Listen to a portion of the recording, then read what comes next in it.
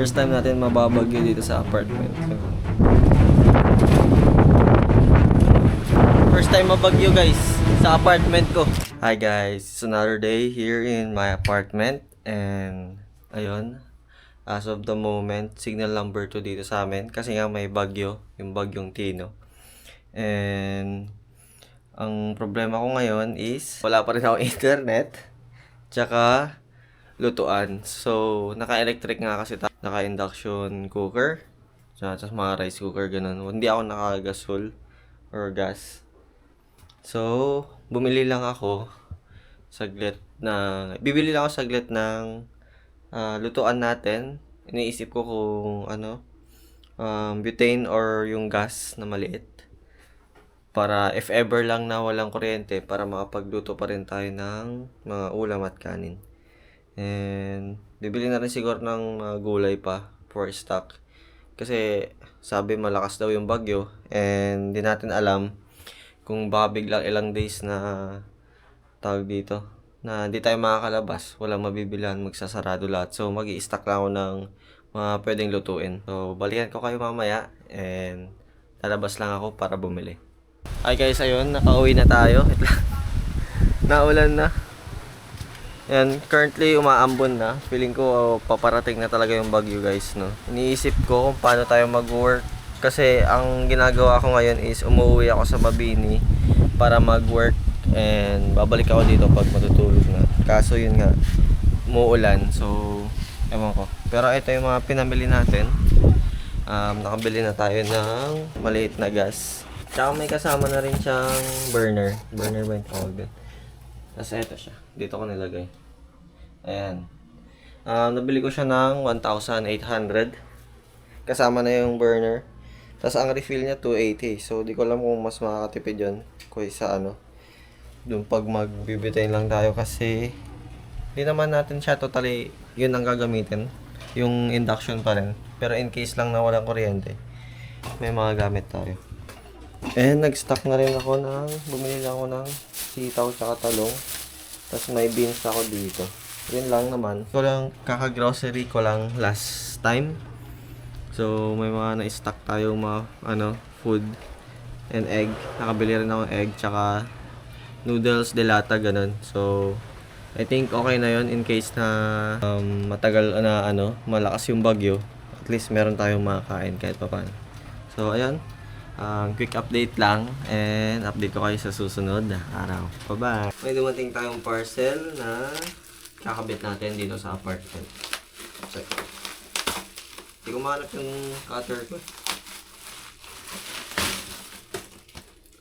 Kailangan ko talaga nung cutter ko. Kasi, tiga, grabe nagbalot naman na ito. Pinuno nyo ng tape tsaka Oh? Wait lang, hanap ako ng cutter. So, hindi ko mahanap yung gunting. Ito na lang gamitin natin.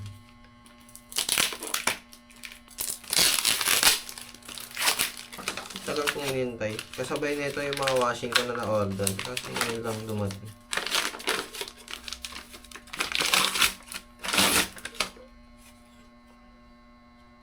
Uhuhuy! Ayan siya. Focus, focus, focus. Ito yung isa. Once it's gone. Huh? Ano daw? Once it's gone, it's treasure every moment. Parang may kulong. Tapos ito, the more you learn, the more you earn. Yan, tatlo siya. Didikit natin sa wall. And ano tong kasama niya? Hooks. Mga gagamitin pang sabit. Ayan. May sinama siya. Hooks tsaka wall nail. Nail wall. Adhesive tapes. So pwedeng adhesive ang pandikit natin. Pwede ko mag-adhesive na lang ako. Kala ko malaki siya. Pero maliliit lang pala. Mini din. So talagang mga mini yung mga nabibili natin. Tatlo. Tapos sakto sana yung spotlight ko. Para dito kakabit ko sa ceiling. Tapos nakatutok siya dito. Diba? Kaso hindi ko alam ikabit yung ano, yung spotlight natin. Aaralin ko muna. November 9, Sunday. As of now, 7 p.m. Nandito na yung bagyo, malapit na. And signal number 4 na kami dito sa Pangasinan. So, galing ako sa Mabini kanina. Nag-edit ako ng video para kay Sir Marvin sana. Kaso hindi ko natapos kasi malakas na yung hangin. And I need to go back na dito sa apartment. Kasi nga doon nga ako nag-edit. Sabi ko sa inyo, wala pa akong internet dito sa apartment. So, pupunta ako doon para mag-work. Tapos, pag matutulog na ako dito, pupunta ako dito sa apartment. So, ayun. Pakita ko sa inyo yung taas ng hangin. So, stay safe sa inyo guys. Sobrang lakas na ng hangin. Wala pa nga actually yung bagyo dito sa mismong Alaminos. Pero, grabe na yung hangin. So, ayun. Siguro, sinabi ko naman na kay Sir Marvin na hindi ko siguro matatapos. Madedelay ng konti yung videos niya. And I think gets naman niya yun. So, okay lang. Ay, nagbaon lang ako ng ulam. Nagpabaon si mama ng adobo, tsaka buttered shrimp. So, yun lang ang ulamin ko hanggang bukas siguro. And, ayun. Kita-kita bukas kung ano nga. Ay guys, so yun. It's already 7:38 p.m. Sunday pa rin. Quick update lang kasi wala nang kuryente. Ayan, nakailaw lang ako na ganito. Nabili ko sa TikTok. So, ayan. Color blue kasi yung ilaw ko kaya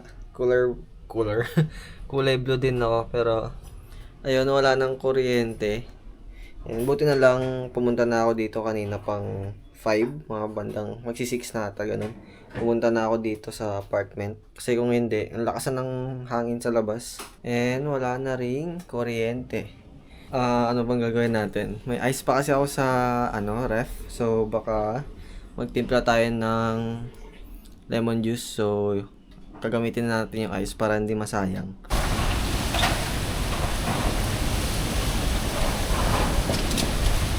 It's already so what time is it? 10:23 p.m. And malapit na yung bagyo dito sa amin. Kasi dadaan siya ng Dagupan, Pangasinan. Mga bandang 2:00. Pero ngayon, 10 pa lang, sobrang lakas na. Naririnig nyo ba? Ang lakas ng hangin. Sabi ko, madami pa akong na experience na first time. Pero, ba't kasama yung bagyo sa first time? First time natin mababagyo dito sa apartment. So, di bale, wala naman siyang kasamang ulan, kaya hindi siya ganun masyadong nakakatakot. Pero yung hangin nga lang, sobrang lakas ng hangin. So, okay pa naman dito. Wala namang problema.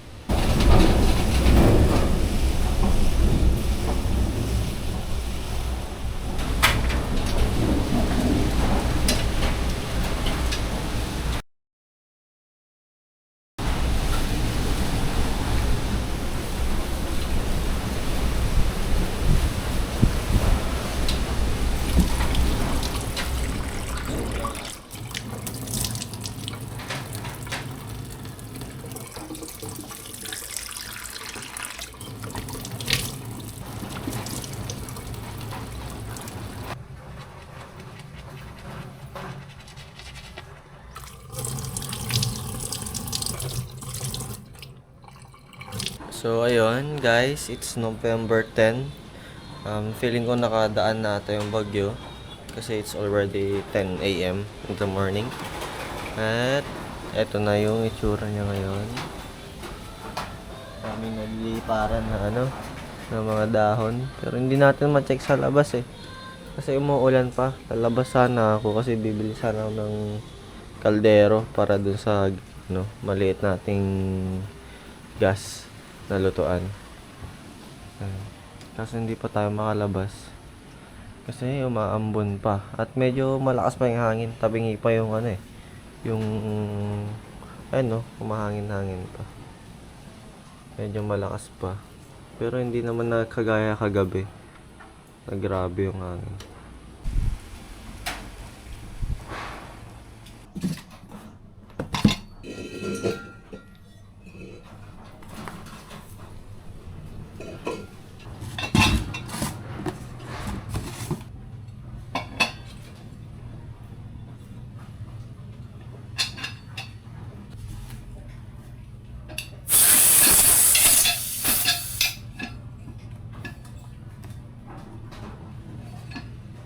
Amoy gas pa dito sa loob, kaya papasingawin ko muna.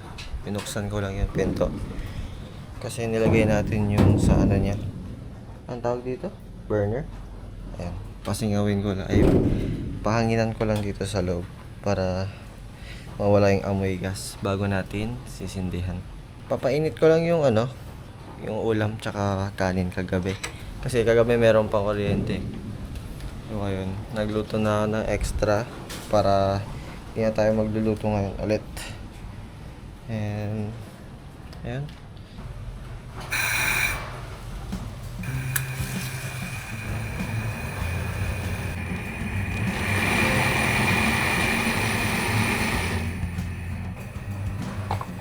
So ayun guys, kakatapos ko lang mag brunch. And naka-topless lang ako kasi mainit guys walang kuryente. And ito yung niluluto ko ngayon. Fried chicken. At ito yung binili natin na kasama nung kahapon para sa tinola. Kung naaalala nyo, nagtinola tayo. And ito yung sobra. So nagtabi ako para ulam sana ngayon. And ginawa ko na lang siyang fried chicken.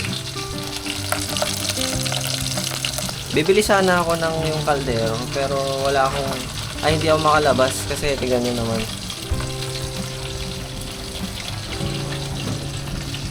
Malakas pa rin yung bagyo guys and medyo mahangin pa kaya hindi na muna ako lumabas, baka hindi safe sa labas. So ang ginawa ko, itong sa rice cooker, yung lutuan ng rice cooker, yun muna ginamit ko na pagprituhan. Guys, ayun, check lang natin sa labas kasi medyo wala nang ambon. Kanina umaambon pero lakas pa rin ang hangin guys.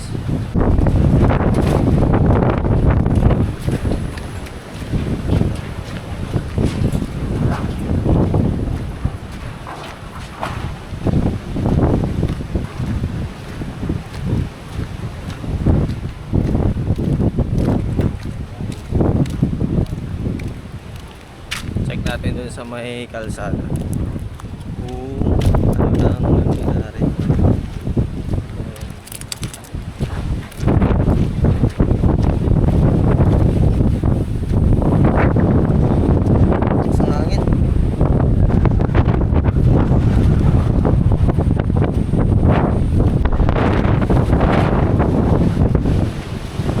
Grabe, sumisipol yung hangin.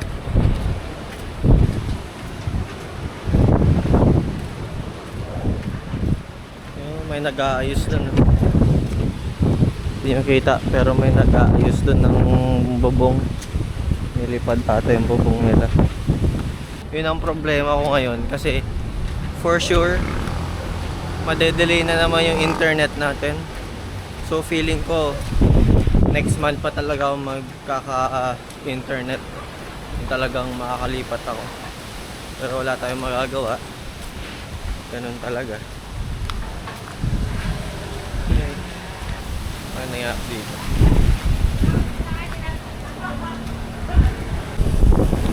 So, ito tayo sa labas. May mga dumadaan na rin, no? Wala man masyadong, hindi naman siya ganun sobrang grabe yung pinsala. Unlike nung last na bagyo. Anong bagyo yun? Meron yung isang buwan kaming isang buwan kaming walang kuryente. Kasi ang lakas ng bagyo dumaan dito sa may Dasul. Sa may Dasul siya dumaan, naglandfall. And yun yung time na may ini-edit ko kay Sir Marv. Basta meron yung ini-edit. Tapos ang ginagawa ko nun, dahil nga walang kuryente, nasa munisipyo ako. Doon ako nag-e-edit sa munisipyo, doon ako nag-work. Tumatambay ako doon para lang makapag-edit. Grabe namang first time to. First time mabagyo guys sa apartment ko. And ito. Tapos 'di ba? Walang walang kuryente doon isang buwan kasi lahat halos lahat nagtumbahan yung mga poste ng kuryente dito sa amin. walang internet, 1 month na walang internet. So ang ginagawa ko, meron yung isang friend ko na meron akong isang friend na kakilala, and doon ako pumupunta sa kanya, nagbabiyaya ako ng 1 hour para lang makapag-upload, nakiki-connect ako. Kasi as in, wala talaga. Grabe din yung struggle ko nung araw na yun, nung bumagyo. And sana wala ganong natumbang poste or what, walang mga ganong damage, para makabalik tayo agad sa pag-work. Kasi syempre, hindi naman pwedeng huminto, kailangan ulit magtrabaho. Yan na yun. Babalik na ako ulit guys, kasi umaambon na. Grabe hangin.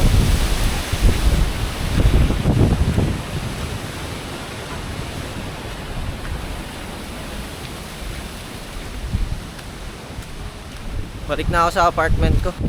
Kagabi, sinafety ko na yung mga motor ko kasi baka matumba, so pinasok ko siya dito sa gate. Ayan, ito yung malaki. Actually, hindi ko pa napapaayos to eh. So, parang hindi ko siya magagamit ng matagal kasi nga sira pa siya. Nag-overheat siya, so kailangan ipa-check sa shop. Pinasok ko na kasi baka matumba. Kasi last time nung bumagyo sa amin, natumba lahat ng motor ko. So ayun, buti hindi naman nasira. So feeling ko mamaya maliligo lang ako, then check natin sa labas kung anong kalagayan kasi may bibilihin na rin ako. So ayun, kita-kits mamaya guys.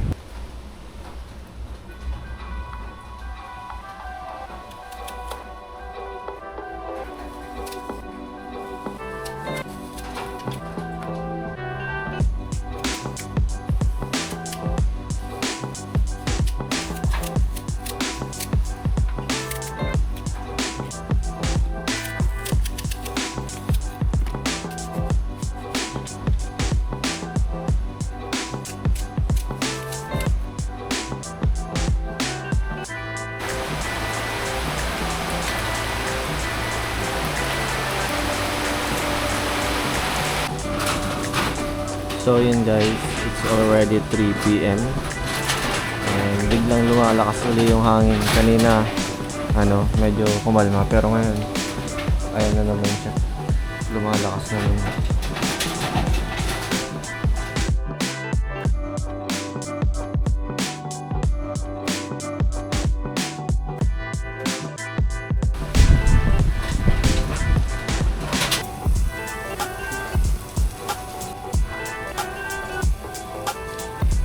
Merienda guys, cheese stick.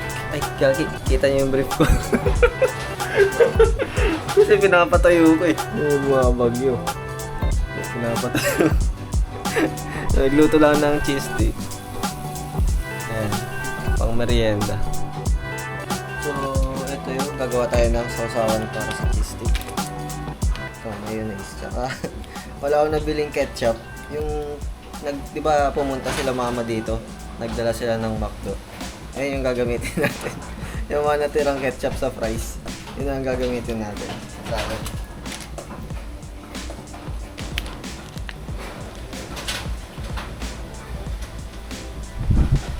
Dalawang ketchup ng McDo.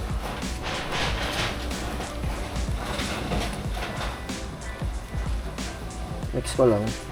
Ayun. Dagdagan pa natin guys. Isa pang sachet. Ice orange.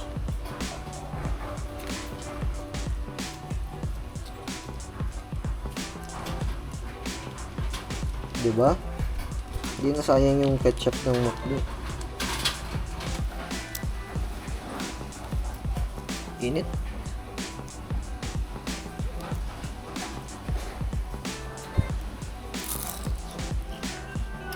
Oh.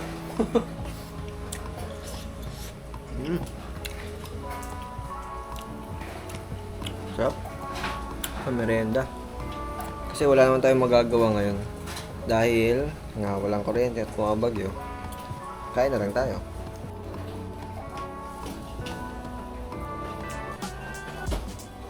So yun guys, kakain lang ako, then update ko kayo mamaya. Bye bye. Hi guys, good morning. So, kakagising ko lang. It's already 11 a.m. in the morning. And eto na yung nangyari dito after ng bagyo. Ay, sorry. Makikita yung ano ko. Pero ayan, magulo na. Daming mga daming mga dahon na nagsiliparan. Pero wala namang grabing natumba or what. Ito ang buko eh. At tinitignan ko nung bagyo eh. Pero hindi siya natumba. Medyo nag-slant lang ata siya. Pero ayan. Okay na ulit. Maaraw na ulit. So, ang gagawin ko lang is nagpapainit lang ako ng tubig kasi gagawa ko ng coffee. Yun na yung breakfast natin. Tsaka may bread naman ako dyan. Yan palaman. So, yun lang ang kakainin. And mamaya pupunta ako ng market or mall. Kasi bibili tayo nung non-stick na paglutuan natin. Para, yung kasi ginagamit ko ngayon is yung sa lang. Sa rice cooker lang. So, ang hirap linis-linis. So, bibili tayo ng non-stick. And, may kuryente na dun kila mama. So, pupunta ako dun mamaya. Kila mama, mag-charge tayo. And, mag-work din siguro tayo. Kasi, ayun nga, madami pa tayong pending na gagawin na trabaho. So, babawi tayo, hahabulin natin.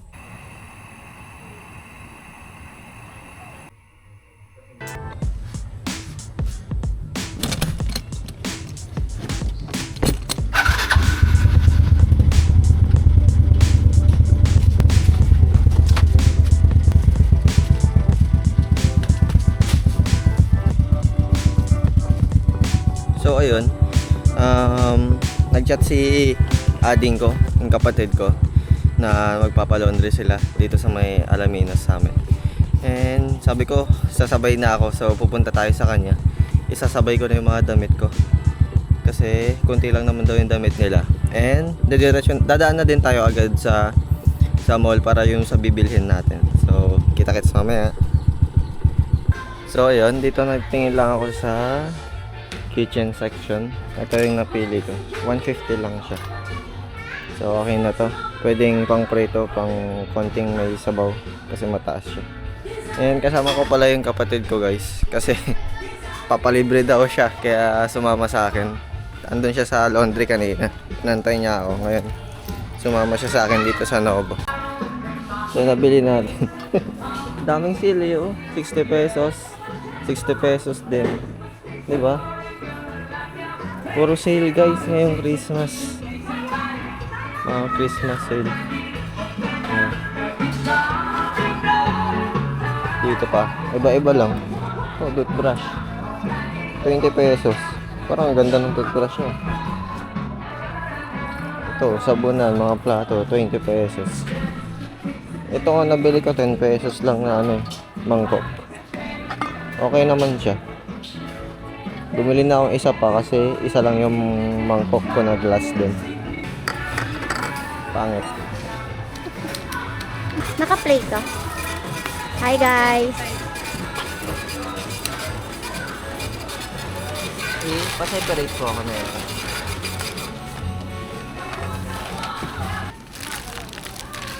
Sayang battery. So yun guys, nakabalik na tayo and nabili na natin yung mga binili natin at naiwan ko na rin yung pinalaundry doon at babalikan daw bukas kasi meron ng kuryente. Kakaroon na rin din actually dito as you can see. Pupunta ako ngayon doon sa Mabini kasi mag-work na ako. Kaso wala pa daw atang internet doon. Di bali na download ko naman na yung files. And tatapusin ko siya ngayong araw and baka babalik na ako dito mamayang gabi. So yun lang naman guys. Ang mga nangyari sa atin dito sa ating apartment.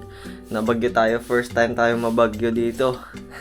And buti na lang hindi siya ganun kalakas kasi unlike nung last time yung nakalimutan ko yung pangalan ng bagyo eh, sobrang lakas nun. And isang buwan talagang walang kuryente. Ngayon, bumalik na agad after 2 days na dumaan yung bagyo. Back to normal na naman, ang dami na namang mga tao sa labas. As in, back to reality na ulit. So, ayun. Thank you sa mga nanonood at sa mga nagsusubscribe. Thank you guys sa support nyo. And kita-kits next video. Bye-bye!